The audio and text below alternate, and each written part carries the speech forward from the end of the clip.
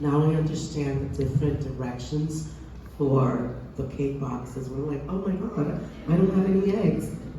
It's just water. Yeah.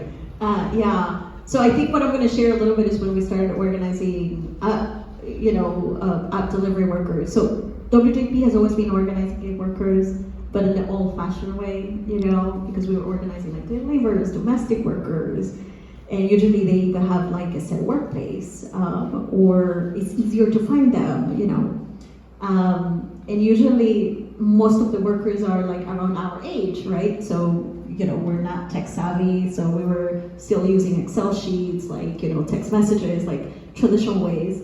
And then when we started organizing gig workers, which, by the way, it's like the Gen Z generation, it was a challenge not for them, but it was, I think, for me as an organizer to organize a Gen Z, because they were super advanced in terms of how they communicated, and WhatsApp wasn't like the only tool that they were using. They were using these different chat rooms. They even had online radios that they were using to communicate. And what I realized that there is different generations that use different tools to already, move around or communicate. And I think with gig workers, particularly online platforms, it's a very young workforce, very tech savvy. And also their workplace has completely changed because it's no longer a restaurant, but it happens to be in the streets, it's their workplace.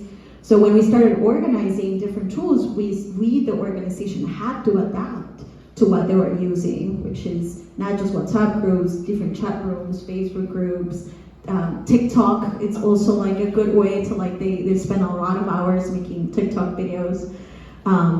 And I think one of the valuable things, at least through the organizing campaign, was we use a lot of those chat rooms to mobilize informed. And that was super useful to move people. But now that COVID is gone, we also realize that there always needs to be a combination between how we use technology, but also how we do not lose the human interaction. And that has been a lesson learned, because I feel like when we were using too much online tools, we completely lost the human interaction. So these past 2 years, we're like, we have to be on the street more. We have to be talking. So it was a funny video because this morning we were all laughing because we're back in the streets, and William, who's one of the organizers, was literally like chasing. He's like learning French, and he's chasing a deliverista. He's trying to run fast behind the worker to make sure he takes the flyer and gets the opportunity to talk. And we were just laughing. It's like, damn, we have moved from the chat rooms now back to the streets. Yes, and I know that for our Gen Xers and